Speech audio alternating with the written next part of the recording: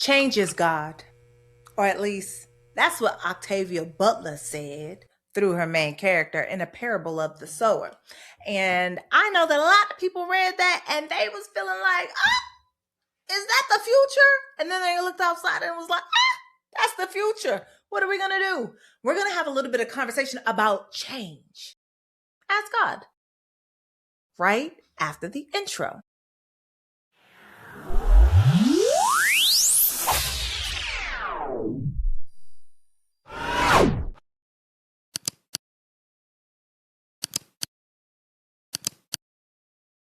And welcome back to another episode of The Daily Donna with me, your host, Dr. Donna Oriowo, sex and relationship therapist in Washington, D.C. metro area, author of Drink Water, Mind Your Business, A Black Woman's Guide to Unlearning the BS and Healing Self-Esteem. Baby, change is God, and change is scary, and change keeps happening, and change is necessary.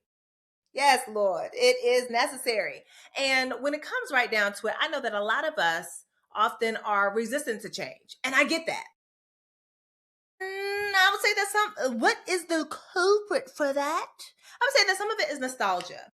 Part of it is because when we look back on what has been in our lives, we tend to have a positive skew. We are seeing things way better than what they were. We consider sometimes even what we would have done differently in the back then to improve our lives in the here and now. Because when a lot of us, we are in that space of it is what it is, where it's just like what we hear, what we know, smell, see, sight, everything of right now feels like it is the thing of forever, that the thing won't really change or that things don't change all that much.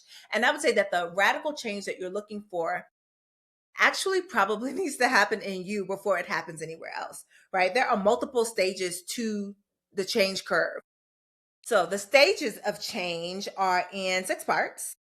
So you have your pre-contemplation, where there's no real intention of changing or doing anything different. You have your contemplation, where you're actually aware that a problem exists and you start to think about it, but you ain't really committed to it.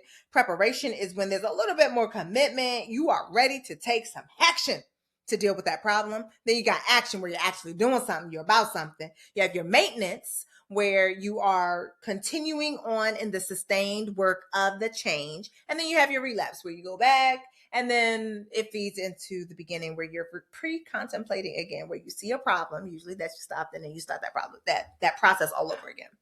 The thing is, though, because we have such hunger for what was, and some of that hunger is for some of the hunger for what was is mostly based off the fact that we already knew it, right? We've already experienced it. It's like Donkey on the bridge in Shrek, where he's just like, he wants to go back. And Shrek is like, but we're halfway there. And Donkey's like, yeah, but I know that half of the bridge is safe. That's exactly the same sort of feeling. We know what was. We've experienced it. We know that we made it to here. So we feel good, safe, and sane to be able to say, I would rather go back. It's sort of that talk where people say the devil that you know is better than the devil that you don't know. So we're willing to re-experience even quite messed up things in the past again, if it means that we don't have to come across the new thing in the future. The thing is, you're never going back. I know that thing is hard to see or hard to hear. You are never going back. You can only visit it. You can look at a picture, you can watch a video, that thing that captured that moment perfectly. But even your memory of what happened is already changed. It's already different. It didn't remain the same. For some of us, or at least, I'll speak to me specifically.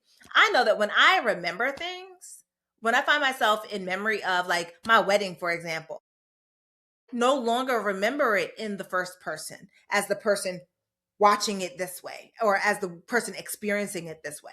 I remember it differently, which fundamentally means that I am now somewhat disassociated from the experience that I have. I watch it back as though looking down on the scene because I've got the pictures and I've got the video and I've got other people's perspectives, which have now colored and changed my memory of my experience of my wedding day, which is wild. And I'm wondering, how do you remember things? Go ahead and tell me in the comments. Do you remember it exactly as you saw it, exactly as you experienced it? Or did the scene change, right? Like, I'm thinking about Harry Potter, where Dumbledore is asking, like, were you a third party? Were you watching it through someone else's eyes? Were you watching it through your own eyes? Or were you watching it down on the scene? When I remember things, I tend to be watching it down on the scene, seeing it happen as though it's on television, happening to somebody else. There's a dissociation to the experience already. And I know that we yearn for the past because there is a comfort there. We know what was, and we're also, I think, living in some form of regret.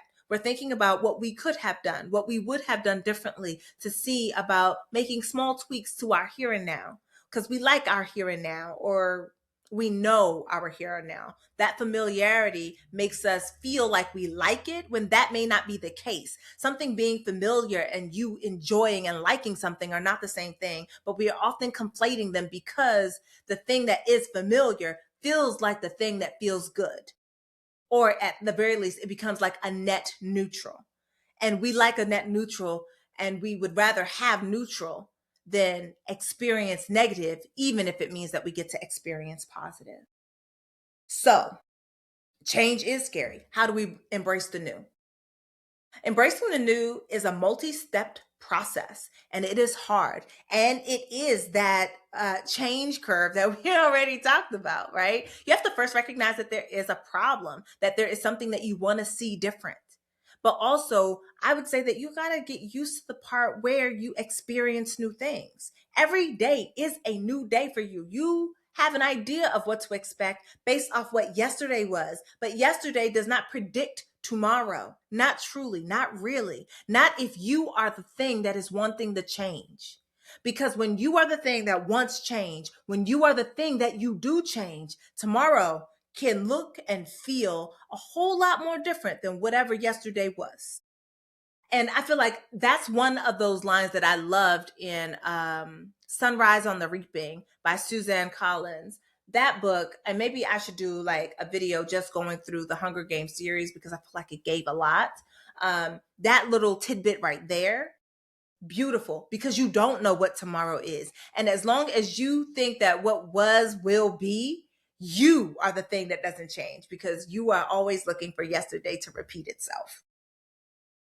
So, another way that we can go ahead and embrace the new is to recognize that to live in many ways is to be in a sense of mourning, to be in a sense of yearning for the past, or mourning the past, wishing that things did not happen, and being sad for the things that both did and did not happen.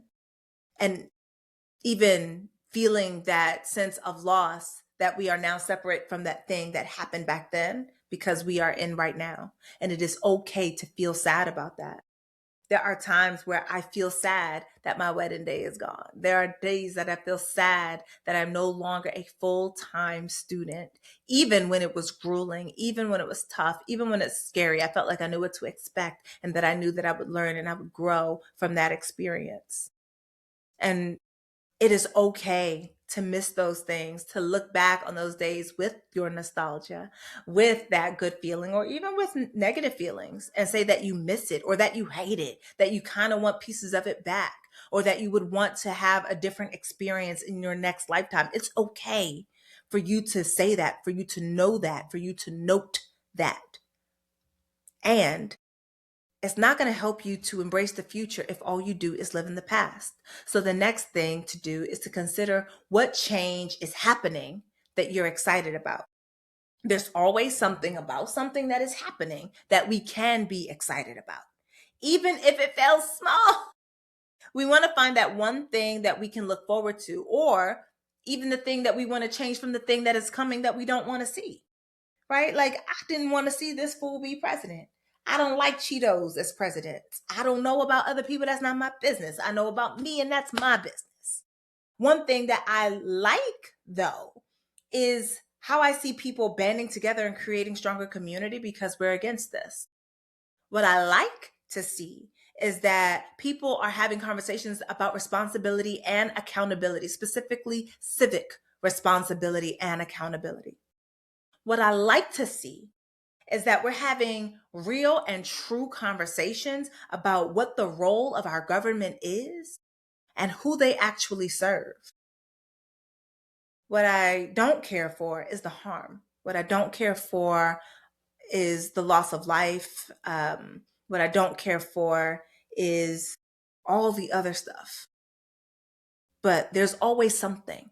I want you to find your something because that something also gives you hope for a future, which means that you feel that power that you can affect change because that's another piece. You also have to feel like you have power. The idea that you don't have power, that's in your head, right? And feelings are not facts. Just because you thought it doesn't make it true. And just because you feel it doesn't make it a fact. You feel like you don't have power, that's not true. You do.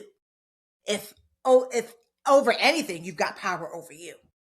It's time to start to exercise some of that power. It's time to start figuring out for yourself what you want, what your relationship is to yourself, and how you're going to go ahead and exact something new if that is what you want. What it takes for you to create change, because I don't know you like that, which means I can't do anything for you. What I can do though is say that you should grab my relationship goals guide. The relationship goals guide is specifically about your relationship with yourself, and you can use it about any relationship that you want to explore. If it's with a friend, a lover, a family member, whatever. Yes, but also use it with you and even talk about yourself in relationship to change. I think we were young. We were excited about change. We were excited about the changing of the seasons, about growing a year older. We were excited about the possibilities. All we saw were possibilities. All we did was imagine. And somewhere along the way, everything became heavy and scary. And that is not to say that things are not heavy and scary, but there is still wonder in the world. There is still something to look forward to. There's still hope and excitement. I'm daring you to go find it. I'm daring you to be able to name it. I'm daring you to say what change you want to experience just in the next hour or tomorrow. What change do you want to experience? And then do something to match it. If there's something that you're wanting to experience, if there's something new, some change you want to see, go make it happen. And then come back and report because I want to know. And I'll tell you right now that the change that you are going to see is that this is going to be one of the last videos in this room with this setup. Change comes for us all. And though I am mourning in some ways that I am about to change, like completely the way that my home functions, I am also excited at the prospect that this room will be put to better use or to different use that will help the flow of my home. And that I'm going to have a new space that I get to learn the rhythms of and decorate and redecorate and figure out what works for me. So I'm inviting you to embrace change because if what Octavia Butler said through her character is true and change is God, we do ourselves a disservice by only yearning for the past because that is a rejection of the God change. And when we don't embrace the future, when we don't embrace change, we're also not embracing God. So let me know, number one, whether or not you've read the parable of the sower and you've heard that line that change is God. And how do you embrace change? How do you go along with it? What do you do? All right. You are the bee's knees. I'm Dr. Donna. This is the Daily Donna, where we have our conversations with a therapeutic edge. And I will see you in two. Maybe in this room, maybe not. We'll see how many recordings I can get off while I'm in here. All right, y'all. Bye.